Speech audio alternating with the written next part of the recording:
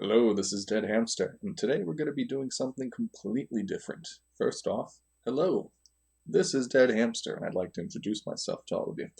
Today we're going to be taking a look at a current course that I'm building called Peach's Castle, and see the different components going into it, and how everything is currently coming together, and hopefully this will be completed soon.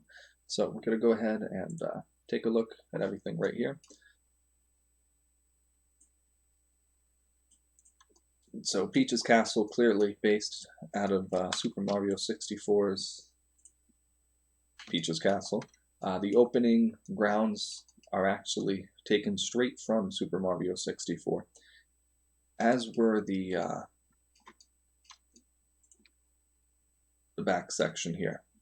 A lot of modifications were needed to be made to make it an effective racing course. You can see the track going around towards the back, leading into a cave, which contains sections that were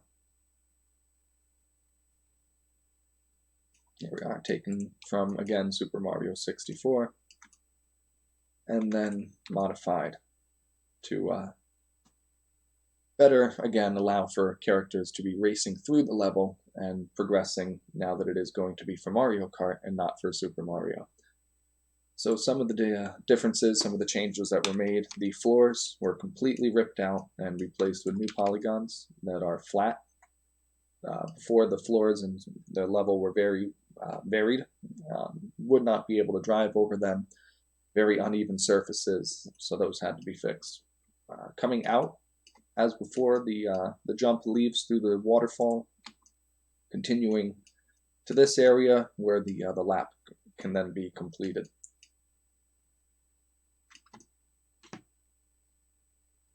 Some interesting things to note about this course is there is a good amount of geometry that would be out of bounds. Nothing, not necessarily in a restricted sense, but there's a lot of areas the player could be traveling to that do not directly correlate to the race. So it's going to be interesting to make sure that, specifically with this section here, being able to potentially hop over this fence, hit a polygon, and be transferred into the end of the race for a good shortcut, cutting out the entire tunnel.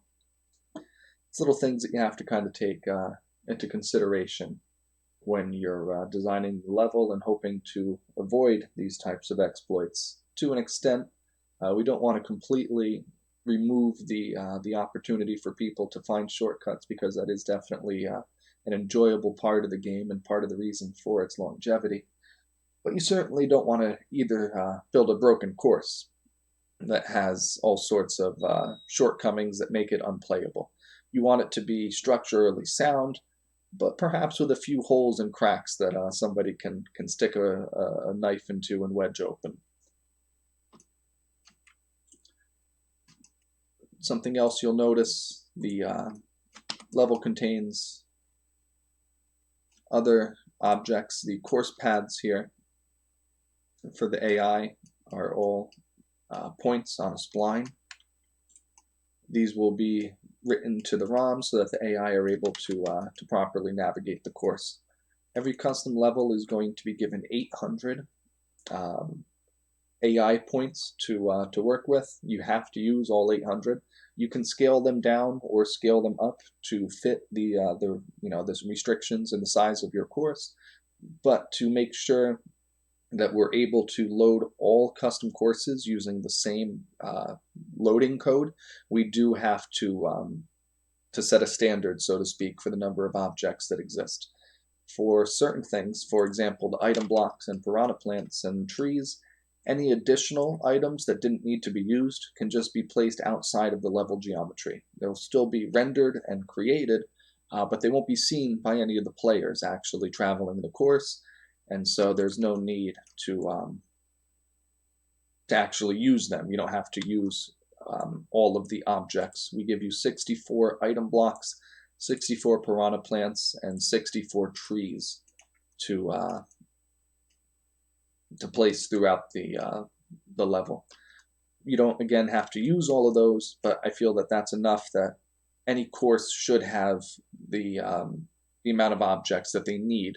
I don't want to shortchange anybody for some large or expansive course down the line that wanted to make use of a large number of objects. I figure 64 is both iconic, considering the platform that we're working for, and should also cover the needs of any custom course being designed in the future. With the course paths, however, they do all need to be utilized. You can't just place a few outside of the level.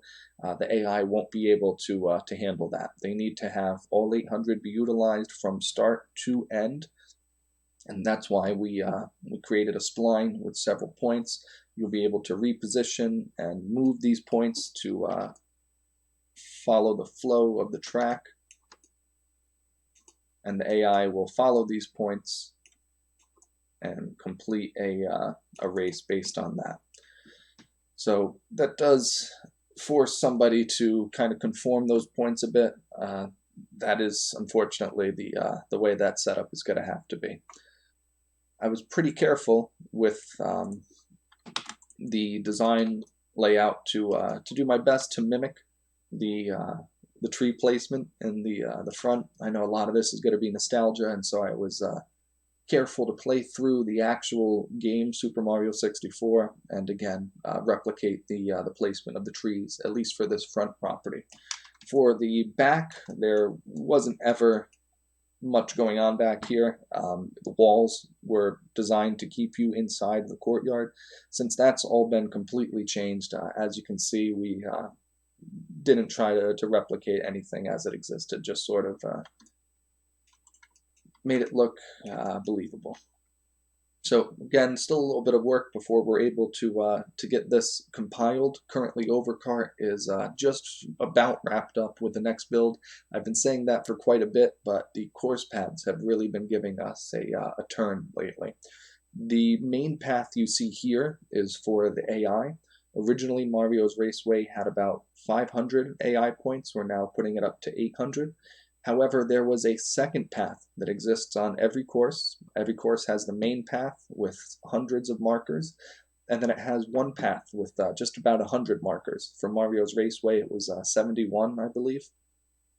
These markers would follow the general turns of the course, but they would not be nearly as detailed as the ones for AI. They would only be, for example, maybe one here, here, here, then 10 around this corner. One here, here, here, and then another 10 around this corner. Again, it would be following the structure of the track as it was going, but with much less detail than the AI paths have. So far, we have not been able to find any purpose to that primary path, the first path in the list. This path, the AI, is actually the second one with hundreds of markers. But the first path listed only has about, again, 100, and we have not found any purpose for what it does. We have moved all the points to 0. We moved all the points to 15,000 something, way out in the middle of nowhere. Played through the level, nothing changed. We nulled the entire path out and made it reference a section of memory where an empty path is stored.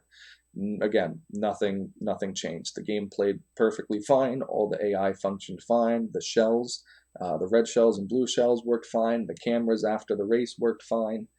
Everything that we could think of functioned perfectly, and it used these AI paths, the main path, as we've been calling it. So again, can't really think of what the function for that primary path is, and for that reason, we're just ignoring it. We're not touching it, we're not editing it, we're just leaving it at the stock values.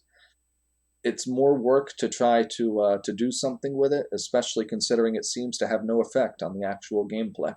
So until we actually understand what it is that it's doing, we're just not doing anything to it. The other custom courses, Micro Mountain, which has currently come out, also did not modify that path, and so far nothing has been noticed that could be said to possibly be related to that. As far as we can tell, everything works on the level fine and as intended. So again, despite how strange it is, the mystery path is just going to be ignored going forward. Until, again, if we find a purpose for it. So that's a brief update as to what has been going on and a look at the current course that I've been designing and putting together. I'm hoping this will be done in the next week or so, now that we seem to have a thorough understanding on what that path doesn't do. I can finish writing up the code to load the objects and the paths out of the file and put them into the ROM image alongside the raw geometry. So one of the reasons this has been taking so long is there's been a lot of developments lately as to being able to make custom courses viable, not just a single course, but to load multiple courses. If you'll look back on the videos we have for hot swapping, the concept is that we can switch and load multiple copies of Mario's Raceway and overwrite the courses that would already be there. So we could switch to a separate mode from stock to custom, and when in custom mode we would have, say, 16 versions of Mario's Raceway. All of them would be custom courses designed after that level. So you'd be able to switch through multiple custom menus. You may even have 15, 16, 20, 30 different sub-menus of custom levels, leading to virtually unlimited custom courses within the confines of a 64 megabyte ROM image. Additionally, we're also looking into the possibility of being able to hot swap characters to give alternate costumes similar to Smash Brothers. You would be able to, again, toggle a character's sub characters using that and load up data on the fly for different IDs. So a lot of new concepts and ideas coming out recently, and to make sure that the custom courses being built would be able to be utilized with those new features, there has to be a specific structure to every level. We can't deviate or fluctuate how the courses are loaded because every course has to be structured the same way. The ROM loading code can be edited, but we don't want to have to store the offsets to every piece of data for every custom level and then change the loading code for every custom level based on which one, again, is selected. Much better to have a standard format that all custom courses are going to follow so that we can make simple adjustments to the level editing code on the fly when we go to load our custom menus. So a lot of new exciting things happening. Definitely will want to stay posted as more updates come out. So thank you so much. If you want to stay updated and continue to see the progress of Mario Kart 64 modding, please go ahead and click the subscribe link that's going to be popping up in just a moment or so. My channel covers more than just Overkart. We cover all Mario Kart 64 modding. There's a lot of exciting new ideas coming out as well in our Discord server. You can find the link to that in the description down below. And again, if you want to stay updated, please subscribe and keep up to date on all the new progress being made for Mario Kart 64 modding. So thank you so much for choosing to watch, and I hope you enjoy the rest of your day. Take care.